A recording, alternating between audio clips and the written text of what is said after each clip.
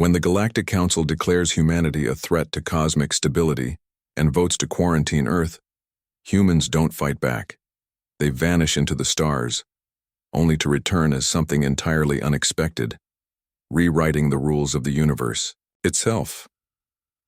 The holographic display flickered to life in the center of the Galactic Council's Grand Chamber, casting blue light across the assembled representatives of 47 species. Ambassador Zethkar of the Hegemony raised his crystalline appendage, calling for order among the chittering, growling, and harmonizing voices that filled the vast space. Esteemed colleagues, his voice resonated through the universal translators, we gather today to address the situation regarding the species known as humans.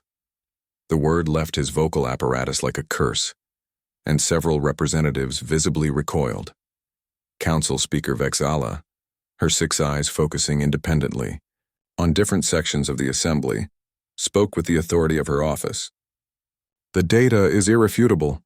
In the mere 2 centuries since first contact, this species has violated 17 major galactic treaties, colonized 43 contested systems, and somehow, she paused, her tentacles writhing in what those familiar with her species recognized as deep disturbance. Somehow they've managed to integrate technology from 12 different civilizations into their own in ways that should be theoretically impossible. Before we go any further, comment where in the world you are watching from and make sure to subscribe because tomorrow's story is one you don't want to miss. A low rumble emanated from the Corvin delegation. Ambassador Groth, his massive frame, barely contained by the reinforced seating, spoke in his species' characteristically blunt manner. They are warriors without honor. They do not follow the old ways of conquest. They adapt. They learn. They change everything they touch. It's worse than that, interjected Dr. Lyrian of the Academic Collective, her ethereal form shimmering with agitation. We've analyzed their military engagements. They don't just win battles, they study their enemies during combat and evolve their tactics in real time. Their learning curve is unprecedented. In our encounter at the Proxima Relay, they went from being completely outmaneuvered to achieving tactical superiority in less than 6 rotations. The chamber fell silent. Every species present had their own tale of human ingenuity. The Merchants Guild had watched in horror as humans revolutionized trade routes that had remained unchanged for millennia. The Science Consortium found their most guarded secrets, reverse-engineered within standard cycles of human exposure. Even the ancient preservers, guardians of galactic stability for over 10,000 years, admitted to being concerned by human unpredictability. Ambassador Zethkar's form shifted through several color spectrums, a sign of deep contemplation among his people. They call it human resourcefulness. We have a different term for it, dangerous adaptability. No species in galactic history has ever posed such a chaotic influence on established order. Council Speaker Vexala's central eye fixed upon the assembly. The motion before us is clear. Humanity has proven incompatible with galactic civilization as we understand it.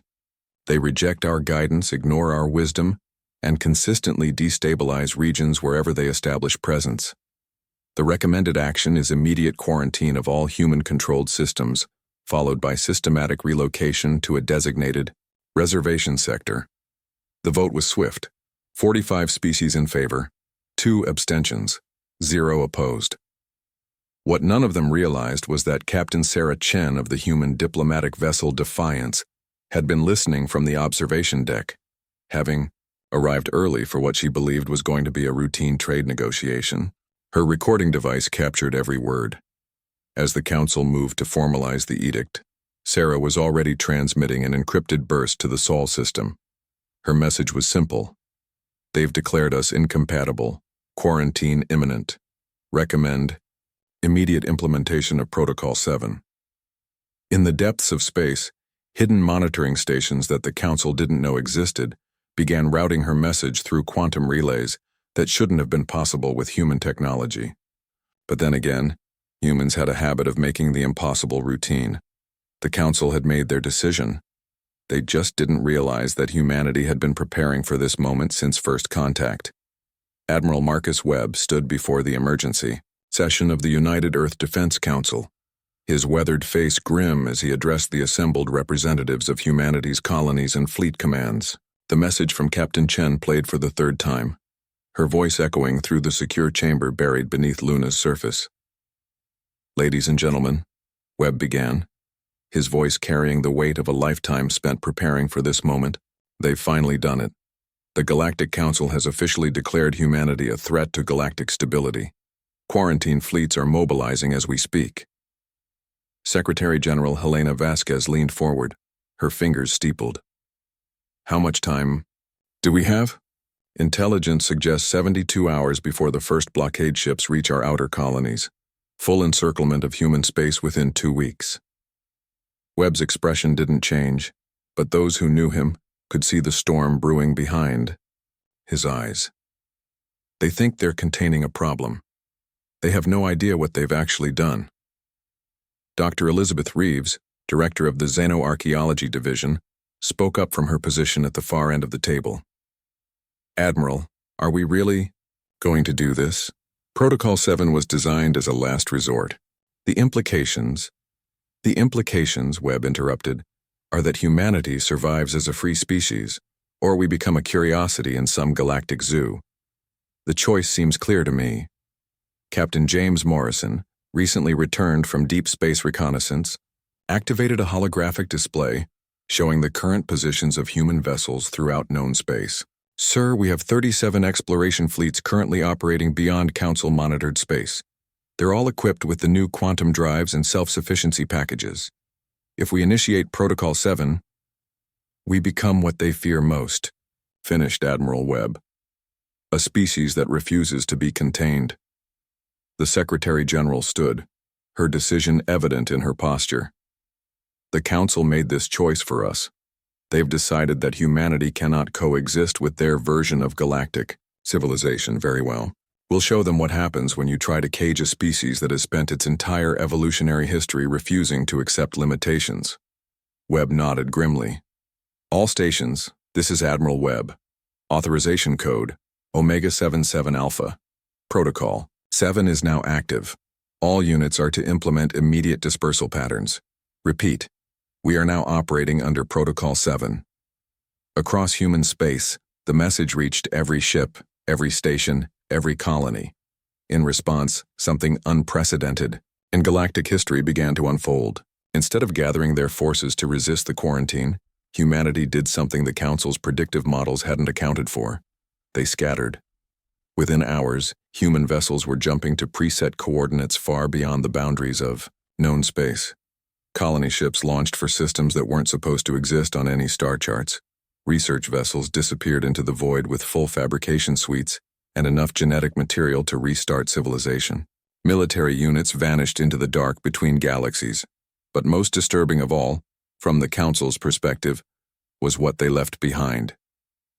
In every major trade hub, on every important world where humans had established diplomatic or commercial presence, small teams remained. Not to fight, that would have been predictable.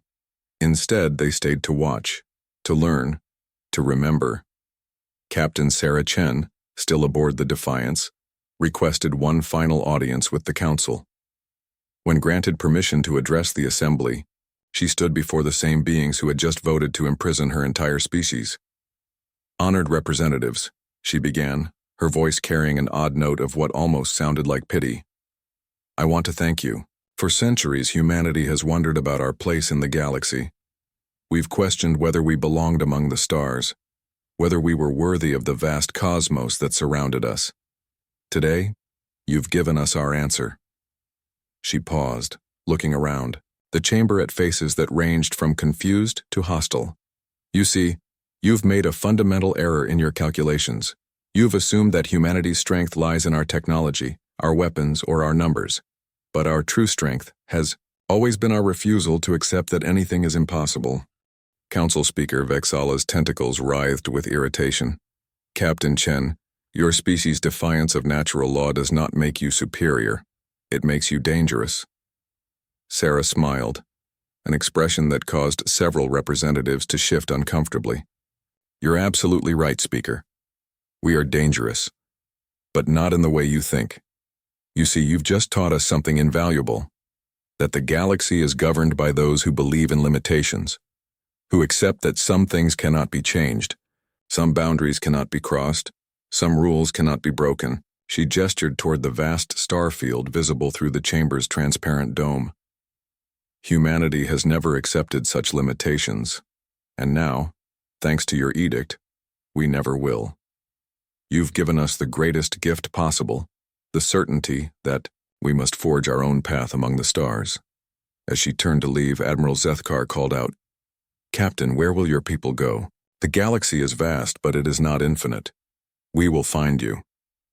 Sarah paused at the chamber's entrance, looking back over her shoulder. "Ambassador, you still don't understand. We're not hiding from you. We're evolving beyond you. And by the time you realize what that means, it will be far too late to stop us." The Defiance departed the Council station that night, transmitting continuously on open channels. But the messages weren't pleas for mercy or threats of retaliation. Instead, they were something far more disturbing. Star charts, detailed surveys of previously unknown systems, technological innovations that shouldn't have been possible, and most unsettling of all, first contact reports with species the Council had never encountered. Humanity hadn't just been exploring the known galaxy. They'd been mapping the unknown universe beyond it. 6 months after the quarantine edict, Council Intelligence Officer Veltar reviewed the reports that kept him awake during his species' rest cycles.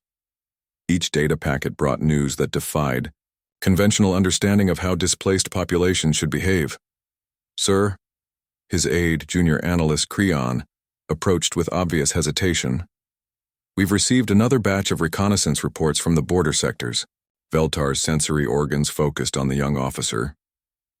"Let me guess. More impossible readings?" "Yes, sir." The patrol squadron sent to investigate the Kepler 442 system, the one that was supposed to be uninhabitable, has reported signs of massive terraforming operations. But sir, the techniques being used, they're not in any of our databases. The atmospheric processors appear to be biological rather than mechanical, and they're working at speeds that violate everything we know about planetary engineering. Veltar pulled up the holographic display, studying the sensor readings with growing unease. 6 months, Creon. 6 months since we scattered the humans to the winds, and instead of the expected gradual decline and eventual surrender, we're seeing this. He gestured at the constellation of red dots appearing across the galaxy map, each one representing a system where human activity had been detected. "There's more, sir." Creon's voice dropped to barely above a whisper. "The commercial vessels that have attempted to establish trade routes through former human territory. They're reporting something unprecedented." "Explain." "The humans aren't just surviving in these remote systems, sir. They're thriving. And they're changing things." The merchant collective's trade vessel Prophet's Dream stopped at the Tauceti system expecting to find abandoned infrastructure. Instead, they found a thriving colony that offered to trade technologies the collective's engineers claim are impossible. Veltar's primary eyes narrowed. "What kind of technologies?" "Gravity manipulation devices that require no exotic matter. FTL communication systems that operate instantaneously across galactic distances. And sir, they offered to sell these technologies for basic raw materials, not rare elements or advanced components. Basic minerals and organic compounds." The intelligence officer felt a chill run through his exoskeleton. "What did the collective do?" They traded, sir. The profits were too significant to ignore. But the implications." Creon activated another display. "Sir, if humans have developed these technologies independently in just 6 months, what else might they be capable of?" Before Veltar could respond, an urgent alert chimed through the facility's communication system. "All senior staff to the emergency briefing chamber. Priority Alpha. This is not a drill." Minutes later, Veltar found himself seated alongside the other senior members of Council Intelligence facing Director Saxiel, whose normally composed demeanor showed cracks of barely controlled concern. "Colleagues," Director Saxiel began, "we have a situation that requires immediate attention. 3 hours ago, our deep space monitoring station at the galactic rim detected something that should not exist. The chamber's main display activated, showing a section of space that appeared empty, except for the usual background radiation and distant stars. This is Sector 7 Alpha 9, approximately 50,000 light-years beyond the edge of our galaxy. Until today, we believed this region to be completely uninhabited." The image zoomed in and gasps echoed through the chamber. There, suspended in the void between galaxies, was a massive structure. Not a ship, structures, plural. A complex of interconnected platforms, stations, and what appeared to be construction facilities, on a scale that dwarfed anything in Council space. "The energy signatures are unmistakably human," Director Saxiel continued. "But the technology, the scale, this represents a level of engineering capability that exceeds our most advanced civilizations. How did they build this? How did they even reach intergalactic space?" Senior Analyst Mordak, veteran of countless intelligence briefings, raised a tentacle. "Director, what is the timeline on this construction? Surely something of this magnitude would require decades, if not centuries, to complete." Director Saxiel's response sent a wave of stunned silence through the chamber. "According to our analysis of the quantum resonance patterns, this complex was completed within the last 4 months." The silence stretched until Intelligence Officer Veltar found his voice. "Director, are you suggesting that humans constructed a base of operations beyond our galaxy, using technologies we don't understand in less time than it takes most species to plan a simple habitat expansion?" "That's exactly what I'm suggesting, Officer Veltar. But it gets worse." The display shifted to show sensor readings from across the galaxy. "We're detecting similar energy signatures at 17 other locations, all beyond the traditional boundaries of galactic civilization, all constructed within the past 6 months.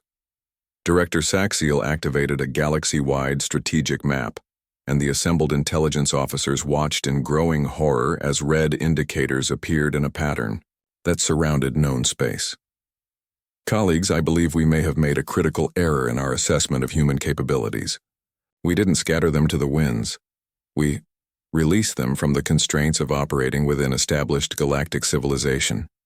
Junior Analyst Creon, who had remained silent until now, spoke up hesitantly. "Sir, if the humans have established this level of infrastructure in just 6 months, what might they be capable of in a year? In 5 years?" The question hung in the air like a poison cloud. Every being in that chamber was running calculations, trying to understand the implications of a species that could apparently achieve in months what took their civilizations millennia. Director Saxiel's final words would be remembered in Council, archives for generations to come. "I fear, colleagues, that in our attempt to contain humanity, we may have accidentally given them exactly what they needed to surpass us entirely. And if these readings are accurate, I suspect we're about to discover that the quarantine we thought we were imposing on them may have actually been imposed on us." Outside the chamber, in the depths of space, human vessels continued their work, not fleeing, not hiding, but building something that the Council's greatest minds couldn't comprehend, something that would make their previous concerns about human adaptability seem quaint in comparison. The Council had wanted to preserve galactic stability. Instead, they had accelerated the rise of something entirely new. 1 year after the quarantine edict, Council Speaker Vexala stood before an emergency session that bore little resemblance to the confident assembly that had voted to contain humanity. The chamber buzzed with anxious energy as representatives from species across the galaxy demanded answers to questions that seemed to have no logical responses. "Order!" Vexala's voice carried a strain that hadn't been present a year ago. "We will address each concern systematically. Ambassador Zethkar, present your report." The hegemony's representative had lost much of his previous crystalline luster, his form now showing stress fractures that spoke of sleepless cycles spent analyzing impossible data. "Honored Speaker, the situation has evolved beyond our most pessimistic projections. The humans have not simply established colonies beyond our borders, They have fundamentally altered the nature of space-time in the regions they inhabit. A chorus of disbelieving sounds echoed through the chamber. Representative Groth of the Corvin slammed a massive fist against his console. Explain, how does one alter space-time? This sounds like the fantasies of primitive cultures. Lyrian of the academic collective materialized at her station, her ethereal form flickering with distress. I wish it were fantasy, Ambassador Groth. Our science vessels have confirmed the readings. Humans have somehow created stable wormhole networks connecting their scattered settlements. Not through ancient technology or discovered artifacts, they built these from scratch using principles our physicists claim are theoretically impossible. Impossible is a word humans seem to have deleted from their vocabulary, muttered Intelligence Director Saxiel from his position at the briefing podium. May I direct the Assembly's attention to the main display? The chamber's central hologram activated, showing a three-dimensional map of the galaxy. But instead of the familiar territories and established trade routes, new lines of connection appeared, glowing threads that seemed to wrap around and through known space like a vast web. This represents what we believe to be the current extent of human infrastructure. Note that these connections don't follow conventional hyperspace lanes. They appear to exist in dimensions we cannot access or even properly detect. Our best estimate is that humans can now travel between any 2 points in this network instantaneously. Council Speaker Vexala felt a tremor run through her primary nervous system. Director, are you suggesting that humans have achieved instantaneous travel across the galaxy? Worse than that, Speaker.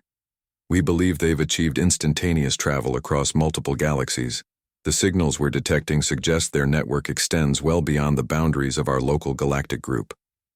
The chamber erupted in chaos. Representatives began shouting questions, accusations, and demands in dozens of different languages. It took several minutes before order could be restored. Ambassador Zethkar raised his appendage for attention. There is another matter. 3 months ago, several of our border worlds reported visits. Human delegations arriving unannounced, offering trade agreements and technological exchanges. But these weren't refugees seeking aid or scattered survivors begging for sanctuary. What were they? Asked Representative Morikala of the Traders Consortium. They were emissaries of what they called the Human Commonwealth. Apparently, in the year since our edict, they've not only survived but organized themselves into a governmental structure that spans more territory than the Council itself. Doctor, Lyrian's form shimmered with agitation. The technologies they offered in these trade negotiations, our analysis teams are still trying to understand how they function. Healing devices that can regenerate entire organs in minutes. Manufacturing systems that can create complex machinery from raw atomic matter. Computing systems that appear to be sentient, but claim they're just sophisticated tools. And they're offering these freely? Asked Trade Minister Velkos. Not freely, corrected Ambassador Zethkar. In exchange for something far more valuable than resources or conventional technology, they want information. Specifically, they want access to our historical databases, our cultural archives, our scientific theories, even the ones we've proven incorrect. Council Speaker Vexala's tentacles writhed as the implications became clear. They're learning from us. Still, even after we cast them out, they're trying to understand our perspectives. It's more than that, interrupted a new voice. Captain Sarah Chen walked into the chamber, flanked by 2 beings that no one present recognized.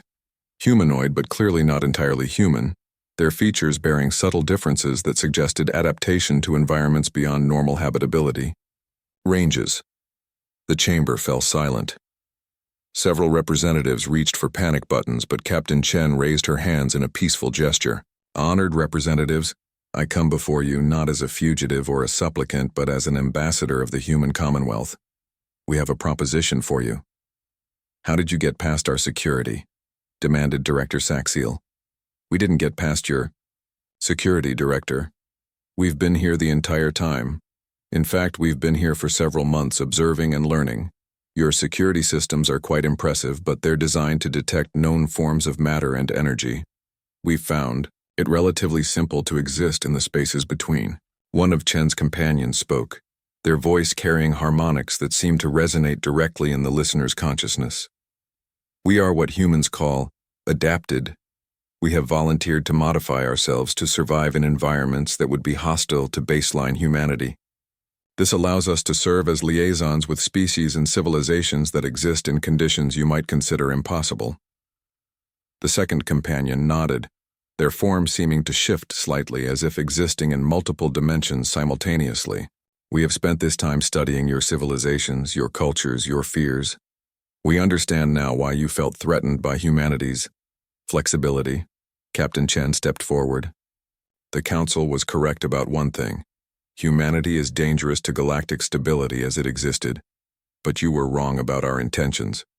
We don't want to conquer your civilizations or replace your cultures. We want to expand them. Explain, demanded Council Speaker Vexala, her voice tight with controlled fear. The galaxy you've created is beautiful, but it's also limited. Your species have achieved remarkable civilizations within the boundaries you've accepted as absolute. But what if those boundaries don't have to be absolute? What if the impossible is simply the unexplored? Chen activated a device that projected a new image into the chamber, not of the galaxy they knew, but of something vast beyond comprehension. Galaxies connected by streams of light, stars that burned in colors that shouldn't exist, and vast structures that dwarfed planets. This is what we've discovered in the year since you set us free. The universe is far larger, far stranger, and far more wonderful than any of us imagined. And it's not empty. There are civilizations out there that make our conflicts seem like the squabbles of children. There are threats that make our individual species' vulnerabilities irrelevant. And there are opportunities that could benefit everyone. She paused, looking around the chamber at faces frozen between terror and wonder. The human commonwealth extends an invitation to the Galactic Council, not to surrender your independence or abandon your cultures, but to join us in exploring what lies beyond the boundaries you've set for yourselves. And if we refuse? Asked Ambassador Zethkar. Captain Chen's expression grew sad. Then you remain as you are, masters of a small corner of a small galaxy, while the universe continues to expand around you. We won't force you to change, but we also won't let your limitations become our limitations. What you're describing, said Dr. Lyrian slowly, would fundamentally alter the nature of galactic civilization. Yes, agreed Chen simply. It would. The question is, are you brave enough to discover what you might become, or will you choose the safety of what you've always been? The chamber fell silent as each representative contemplated a future that their species had never imagined possible. Outside the station, invisible to their sensors, human vessels waited patiently for an answer that would determine the fate of not just the galaxy, but the universe beyond. The Council had sought to preserve their version of stability. Instead, they had accelerated the emergence of something that made their previous understanding of reality seem quaint. Now they faced a choice that would define the next phase of cosmic evolution. Evolution or isolation.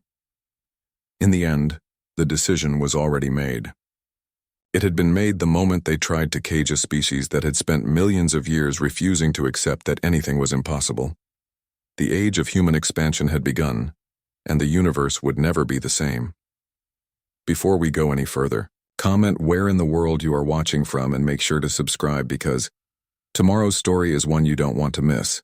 5 years after the quarantine edict, former Council Speaker Vexala stood on the observation deck of the Synthesis, humanity's first diplomatic vessel designed for interdimensional travel. Through the transparent aluminum viewports, she watched as construction crews, human, council species, and beings from civilizations that had been mere legend 5 years ago, worked together to complete the first galactic gateway. The structure was magnificent and impossible in equal measure, a ring of crystallized spacetime that would allow instantaneous travel between galaxies. More importantly, it represented something that her species' greatest philosophers had declared impossible: the willing cooperation of hundreds of different civilizations in a project that benefited everyone and was controlled by no one. "It's larger than I expected," she commented to Captain Chen, who had become something far more significant than a simple ambassador in the years since their first meeting. Everything is larger than expected when you stop accepting limitations, Chen replied with the same gentle smile that had once terrified the council. The engineering crews tell me it should be operational within the next few months. The first official destination will be the Andromeda Commonwealth. Apparently, they've been waiting for us to develop galaxy bridging technology for about 10,000 years. Vexala's tentacles writhed in what had become a comfortable mixture of awe and amusement. I still struggle to understand how your species accomplished so much so quickly. 5 years ago, you were refugees. Now you're the facilitators of an intergalactic civilization. We were never refugees, Chen corrected. Gently. We were explorers who had been temporarily constrained by someone else's definition of what was possible.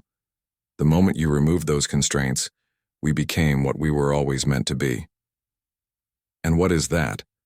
Chen gestured toward the vast construction project, where beings of dozens of different species worked alongside humans who had adapted themselves to survive in conditions that ranged from the cores of stars to the vacuum between galaxies.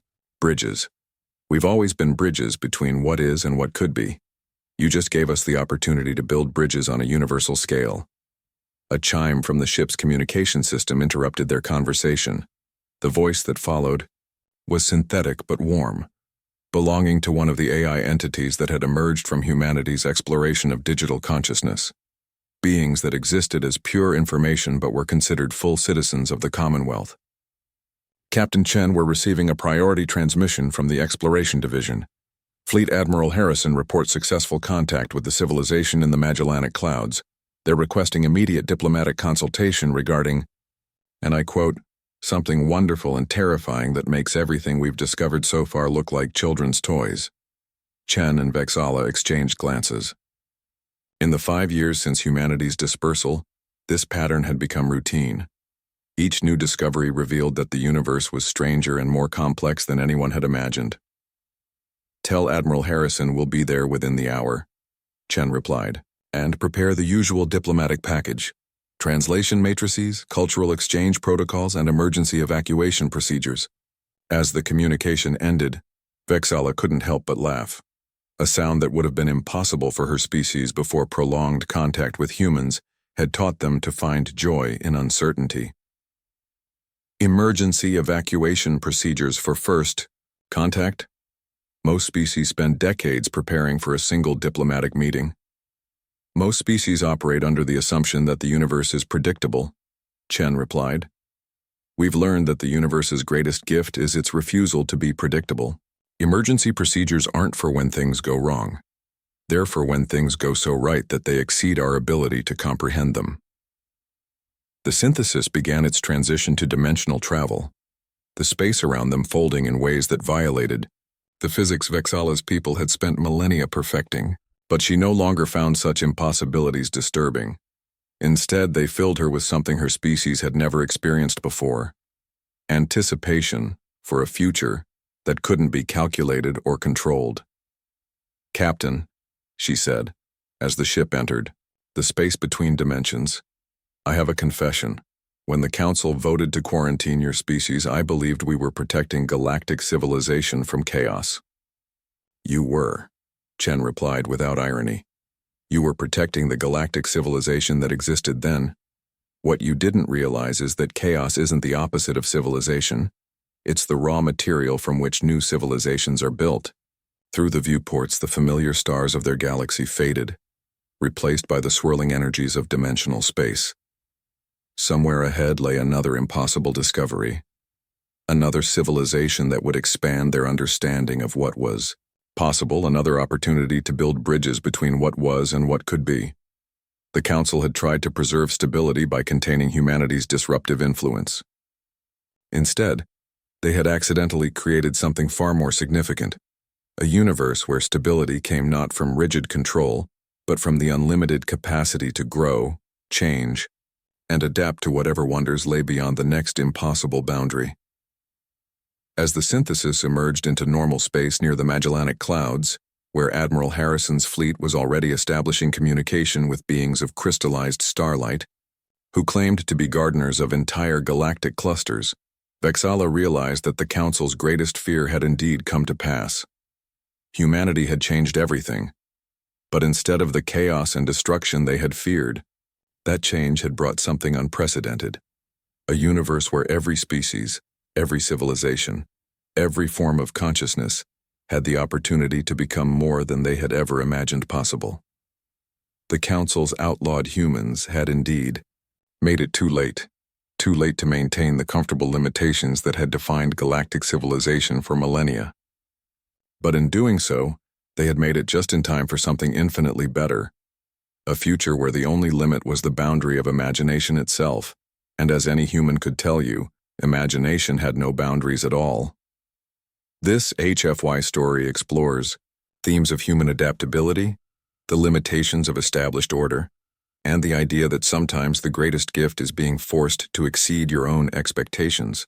The humans in this narrative represent not conquest through superior firepower, but evolution through superior adaptability, the quintessential humanity, concept of humans being remarkable not because they're the strongest, but because they refuse to accept that anything is impossible.